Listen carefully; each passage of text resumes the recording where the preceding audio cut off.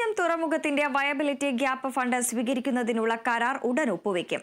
അടുത്ത ആഴ്ച കരാറിൽ ഒപ്പുവെക്കാനാണ് തീരുമാനം. ഇതിനിടെ പാരിസ്ഥിതികാനുമതി ലഭിച്ച സാഹചര്യത്തിൽ തുറമുഖത്തിന്റെ 2-3 ഘട്ട നിർമ്മാണ പ്രവർത്തികൾക്ക് തുടക്കമായി.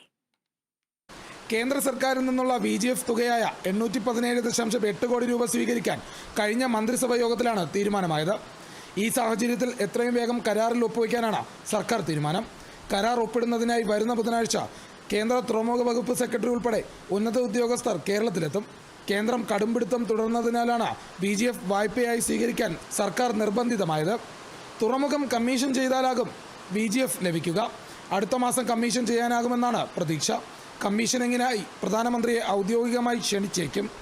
പാരിസ്ഥിതികാനുമതി ലഭിച്ച സാഹചര്യത്തിൽ 2-3 ഘട്ട നിർമ്മാണ പ്രവൃത്തികളുടെ പ്രാരംഭ നടപടികൾ ആരംഭിച്ചു. പുലിമുട്ട് നിർമ്മാണവുമായി ബന്ധപ്പെട്ട നടപടികൾക്കാണ് തുടക്കമായത്. ഒരു മാസത്തിനിടെ 51 കപ്പലുകളാണ് വിഴിഞ്ഞം തുറമുഖത്ത് എത്തിയത്. MSCയുടെ കൂറ്റൻ മദർഷിപ്പ് ടർക്കി തിങ്കളാഴ്ചയോടെ തുറമുഖത്തെത്തും. Kerala vision news, Thiruvananthapuram.